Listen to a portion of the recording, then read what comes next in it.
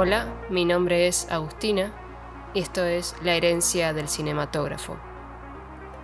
Estamos en el módulo 2, que se titula Los usos.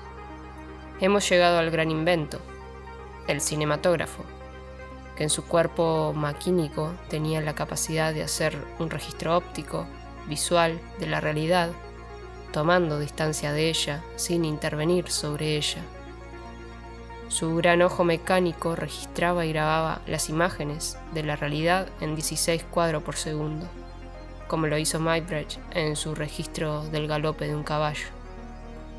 16 fragmentos, instantes de la realidad, que reproducida en una velocidad total de 1 segundo, bastaba para generarnos la impresión real del movimiento.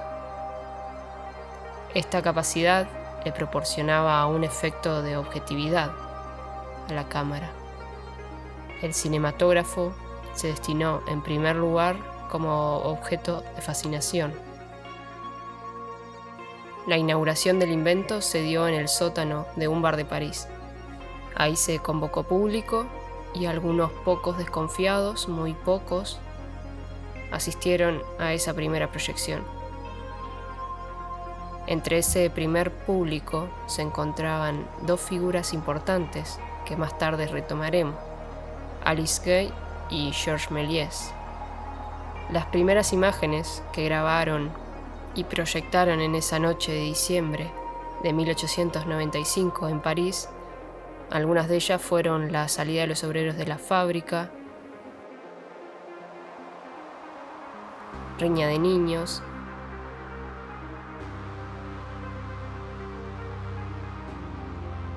la fuente de las Tullerías,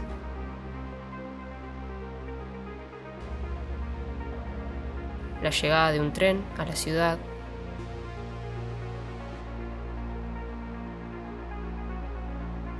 el regimiento,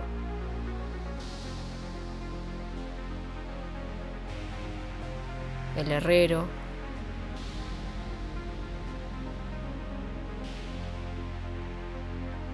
la partida de naipes,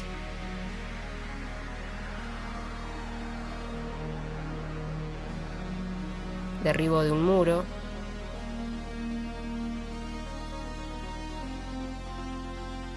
el mar,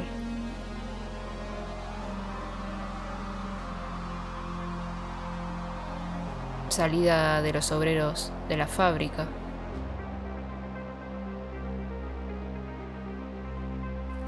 el efecto de realidad, las dimensiones de la pantalla, la habitación oscura, eran propicias para generar un efecto de realidad e inmersión.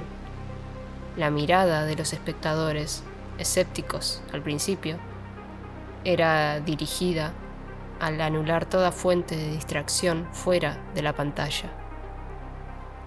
El humo del cigarro en el aire, la oscuridad, el sonido de la película corriendo, la luz puntual volcándose en la pantalla, habrá provocado que, como moscas, los asistentes no pudieran más que fascinarse ante tal clima de intimidad y tal efecto visual.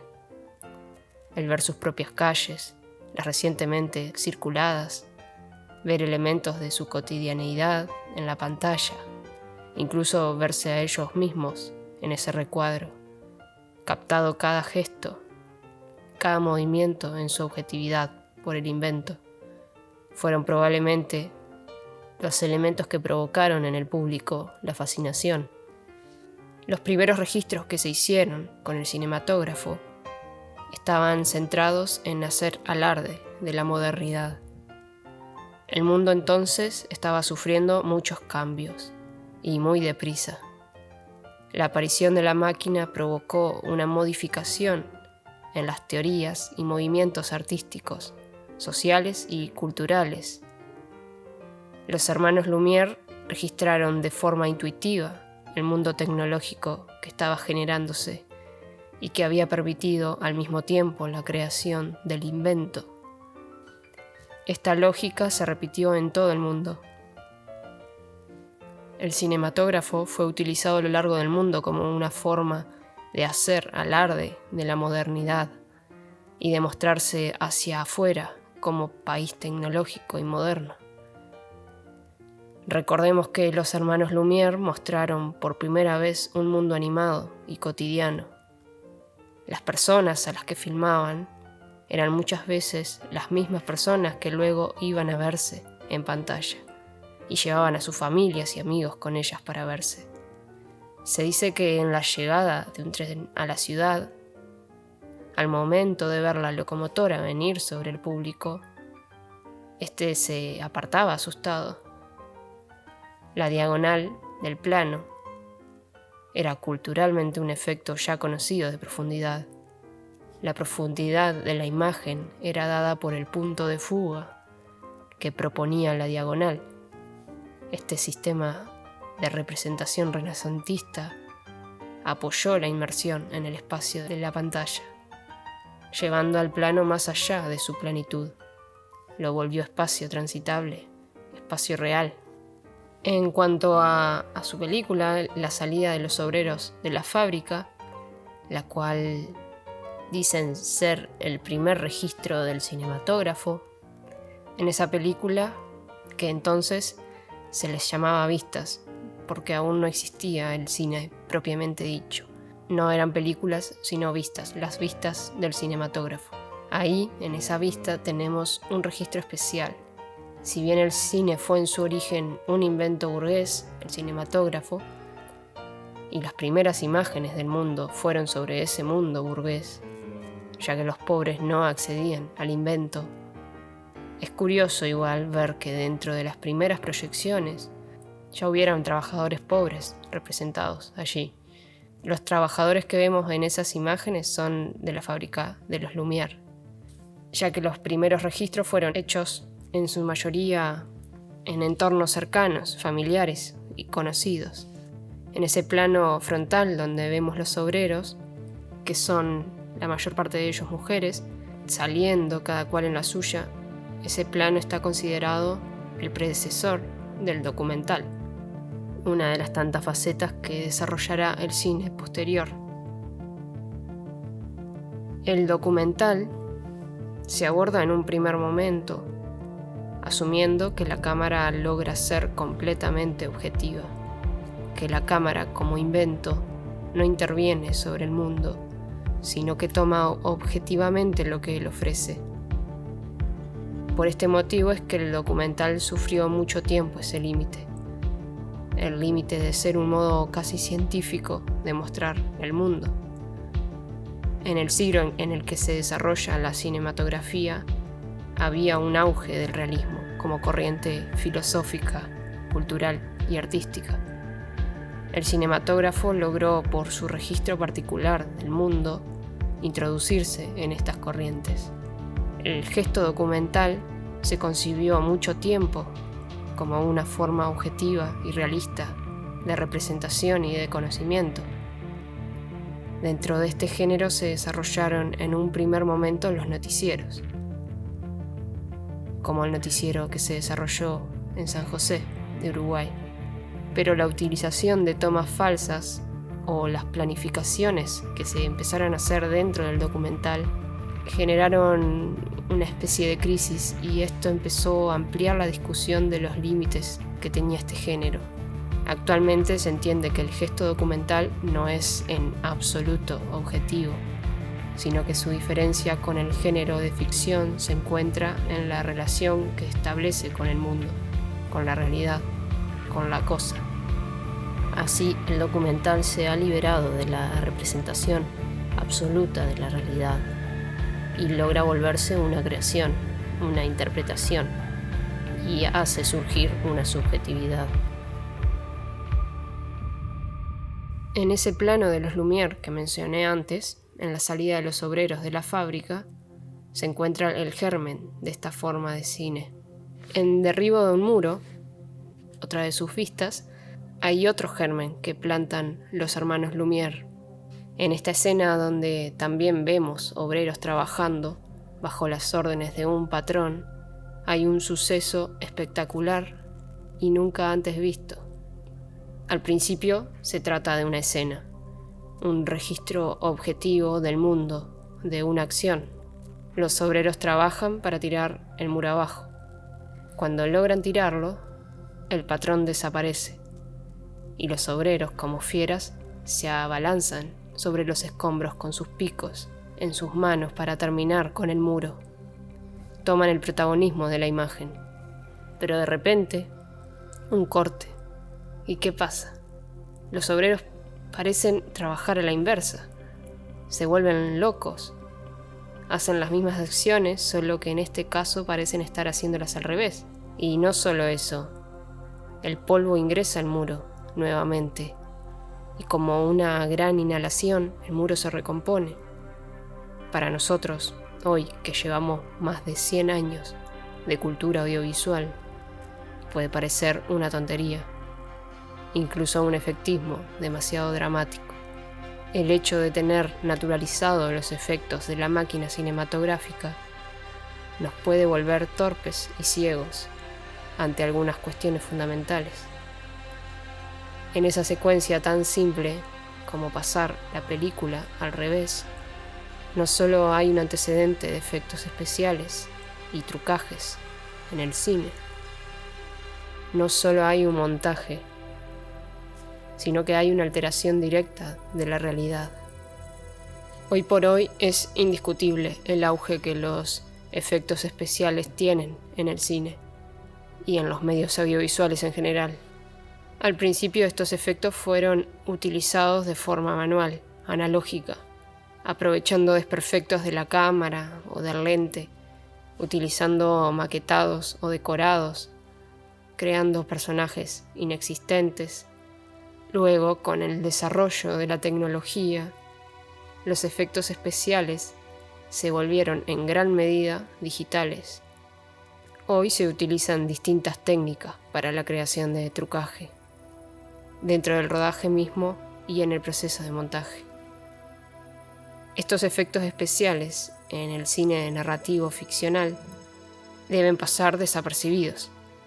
Debe tener tal efecto de realidad que el espectador no los note. Los efectos especiales también funcionan de acuerdo al contexto en el que se enmarcan.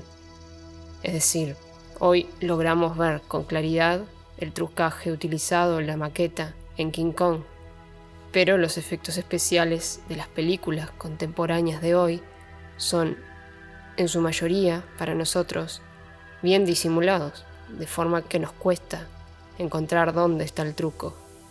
Sin embargo, probablemente en unos años, estas técnicas utilizadas hoy serán obvias para los espectadores de mañana. El mundo del trucaje es sumamente dinámico, porque depende de las tecnologías que se van generando.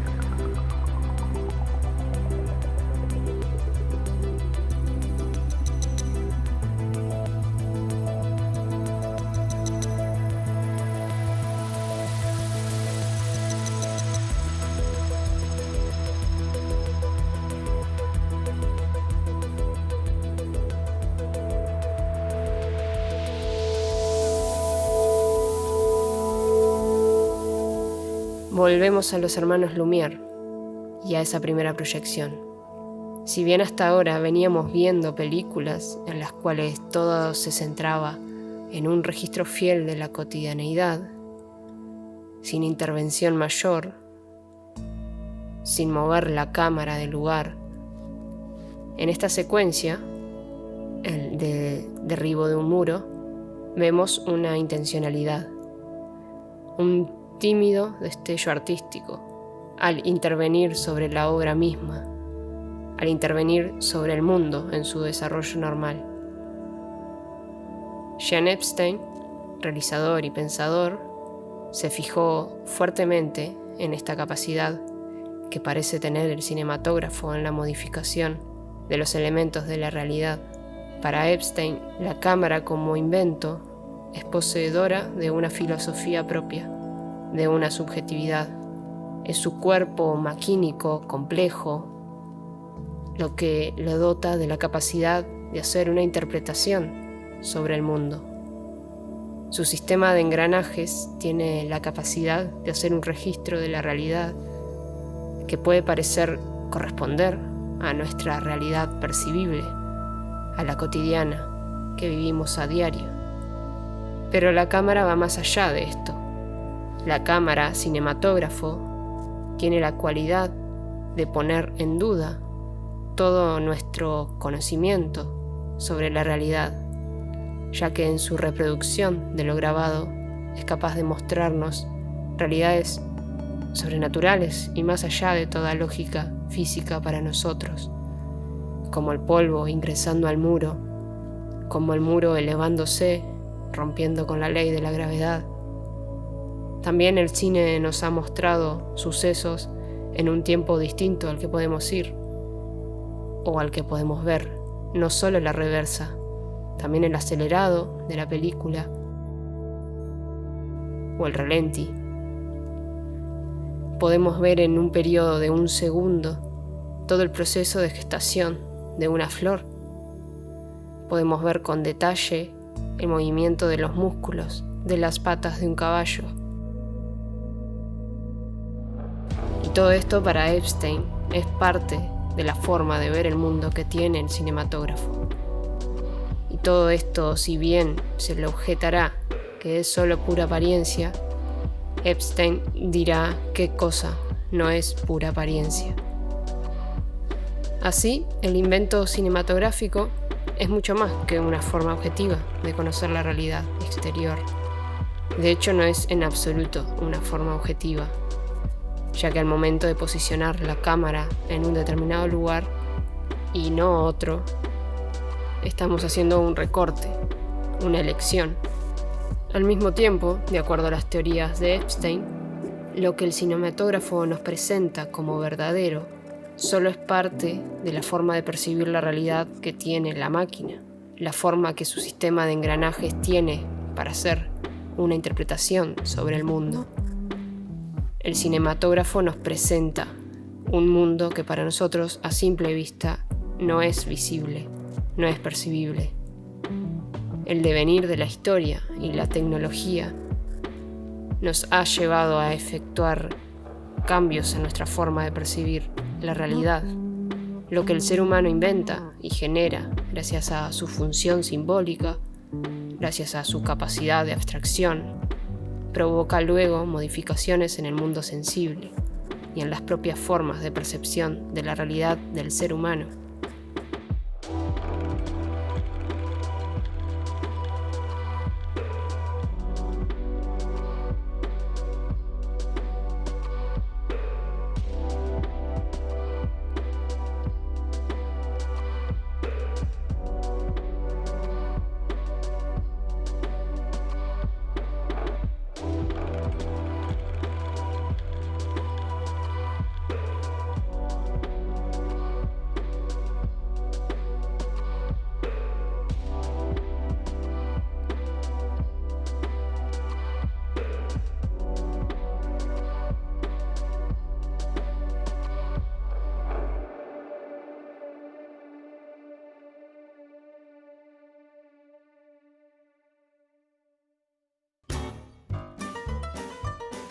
Los hermanos Lumière plantan otro germen. En este caso se trata del germen de la narrativa. Por primera vez identificamos un suceso. Un chico somete a una broma a su jardinero. El jardinero no tiene mejor idea que tomar la manguera y dirigirla hacia su cara para intentar descifrar el motivo por el que el agua no está saliendo. Ahí el chico deja de pisar la manguera y ese flujo de agua sale disparado hacia el rostro del jardinero. Esta situación genera una comedia visual. Allí tenemos un efecto que se busca generar en el público. Tenemos el interés por provocar una emoción con el cine, la risa. Buster Keaton y Charles Chaplin posteriormente desarrollarán esta capacidad del cine mudo para comedia visual.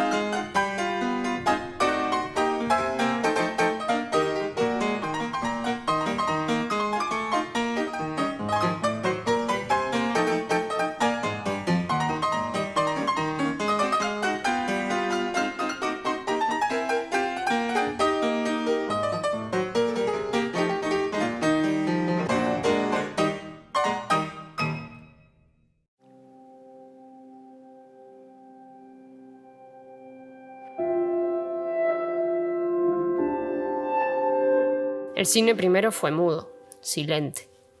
Por lo tanto, la exageración de lo visual era necesario para la comunicación de ideas o provocación de emociones. Charles Chaplin y Buster Keaton entendieron la importancia de la pantomima, con la convicción de que el cuerpo habla, explotando y llevando al límite la capacidad expresiva del cuerpo y del rostro. Si bien el fin del cine de Chaplin y de Keaton es la comicidad, eso no quita que tenga al mismo tiempo una intencionalidad, una postura frente al mundo. Ambos articulan a través de la comedia una crítica social. En el caso de Keaton, desde una mirada más general, los personajes suelen estar atrapados en la mecánica del mundo. En el caso de Chaplin, se centra en el individuo y los abusos sociales. Al mismo tiempo se percibe en Chaplin un mayor intento narrativo que Keaton. Chaplin a su vez logra desarrollar sus películas al margen de la industria. Logra mantenerse independiente de ese engranaje que condenan los films. Pero los gustos del público también cambiaban y las nuevas tecnologías introdujeron la sonoridad en el cine. Chaplin, en su desarrollo de un cine básicamente visual, temía que la introducción del sonido no funcionara del mismo modo para sus comedias. Pero también estaba sujeto a los gustos del público. Entonces, en tiempos modernos, de 1935, Chaplin cede al cine sonoro y lo introduce en la película, evitando todo el tiempo la utilización de diálogos. En fin, volvemos a París de 1895. En esa primera proyección del cinematógrafo, el público quedó sumamente emocionado. Gracias a eso empezó a correrse la voz y cada noche llegaba más gente a ver las vistas del cinematógrafo. Alice Guy, secretaria de Léon Gaumont, fotógrafo e inventor francés, se encontraba entre el público en esa primera proyección. Ella convenció a Gaumont para que la dejara rodar sus propias películas y se convirtió así en pionera en el cine de ciencia ficción, rodando con decorados, vestuarios, maquillaje. Tomó en cuenta la iluminación, los planos, la caracterización. Fue la primera persona en sincronizar la imagen con sonido y la primera en lograr mantenerse económicamente con la profesión. Rodó cerca de 1000 películas que pasaron a la historia como producciones de su esposo o fueron completamente olvidadas. Alice Guy fundó la narración en el cine. Por primera vez utilizó el invento cinematógrafo para generar ficciones, contar historias, algo que jamás habían pensado atribuirle al cinematógrafo los hermanos Lumière.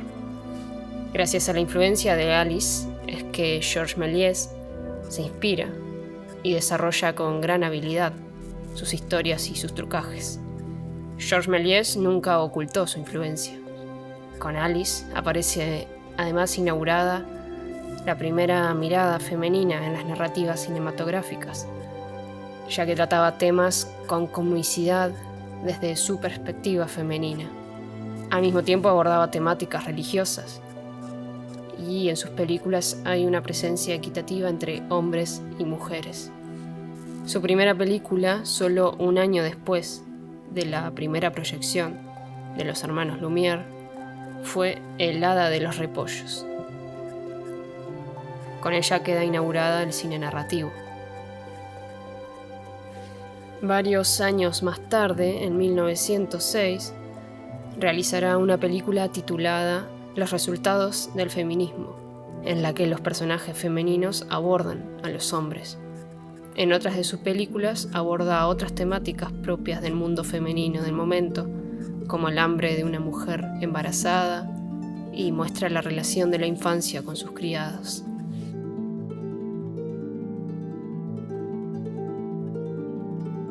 Por su parte, Georges Méliès, quien también asistiera en esa primera proyección, al finalizar la misma, se dirigió a hablar con el padre de los hermanos Lumière, con la intención de comprarle una de esas máquinas. El padre no quiso vendérsela, alegando que el invento tenía muy poco futuro y que solo podía ser utilizado con fines científicos. Méliès no desistió y finalmente logró hacerse de uno. No se sabe si lo compró o lo fabricó él mismo. Méliès de profesión era ilusionista, un mago, y logró ver en el cinematógrafo un potencial para sus trucos de magia. Si bien al principio utilizó el invento haciendo captura de situaciones similares a las que hicieron los hermanos Lumière, un día, filmando el tránsito en la calle, la máquina se trancó por un momento. Méliès vio que al reproducir esas imágenes, cuando la máquina se tranca, había un coche, y cuando se destranca, de repente aparece en imagen un coche fúnebre. El coche se había transformado.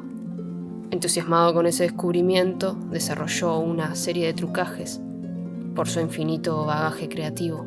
Entre sus obras destacadas está La llegada a la luna. Alice Guy y Georges Méliès le aportan al cine una cualidad que se desarrolla hasta ahora. Le aportan un sistema industrial, la fantasía, la creatividad para desarrollar historias.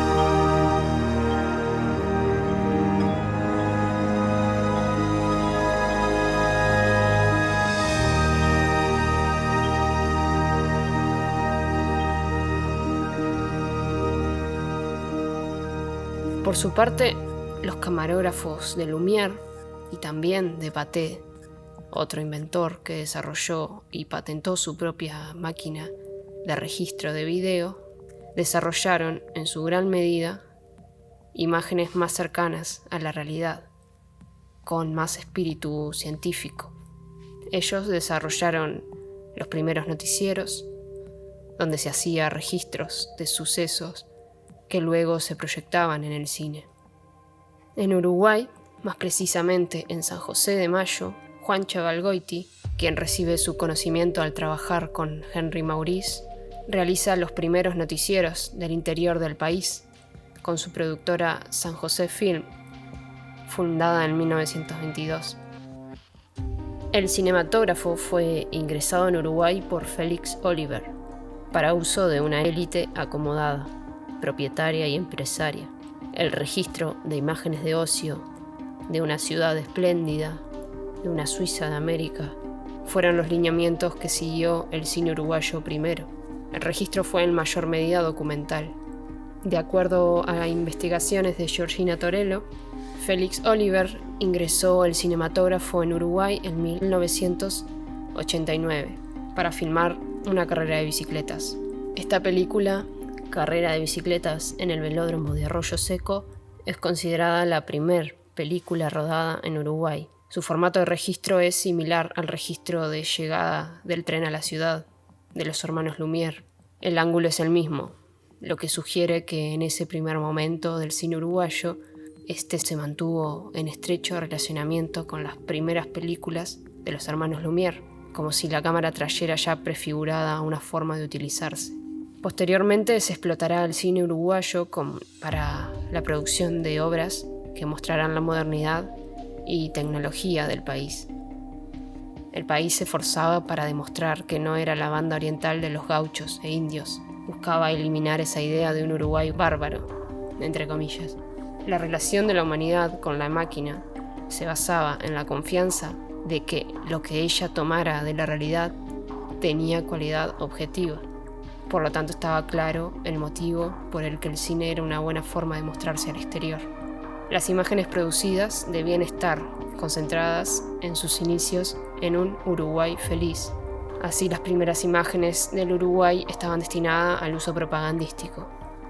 Y menciono específicamente el caso de Uruguay, pero esto sucedía a lo largo del mundo. La imagen con esa fuerte cualidad de verdad no podía ser al azar, debía haber una selección, ya que aquello que se filmaba era cierto. Así empieza a surgir la dicotomía del cine con la realidad, la fuerte condición real contrapuesta con la subjetividad de quien registra.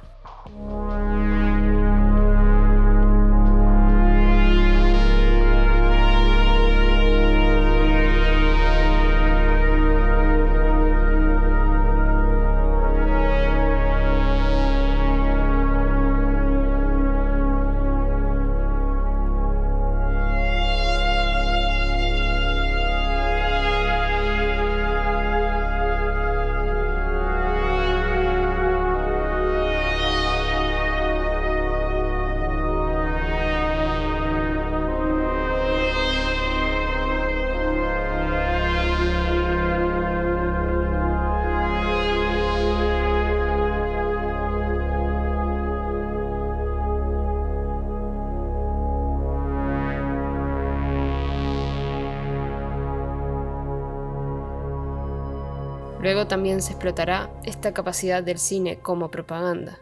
Si bien la imagen siempre fue utilizada de este modo, llegado a un punto se empezó a percibir que la influencia que podía tener la cinematografía sobre un público era muy grande y empezaron a explotar estas capacidades.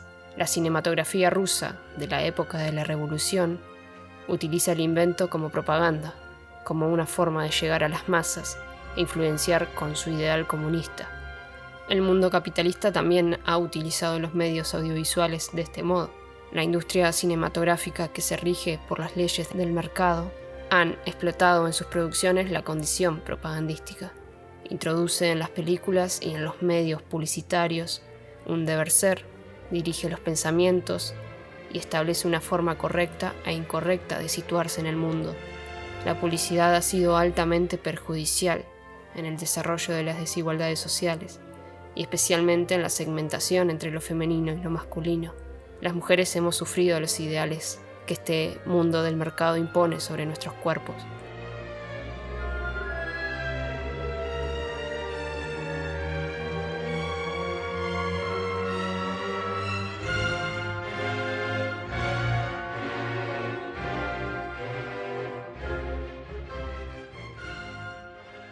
Los usos que se han dado del cinematógrafo desde su origen hasta hoy han sido muy diversos y variados. Los hermanos Lumière proponen en sus producciones una serie de ejercicios que luego la cinematografía explotará y con ello desarrollará los géneros, las formas de abordaje, las formas de producción. La industria cinematográfica observó la potencialidad que tenía el medio audiovisual.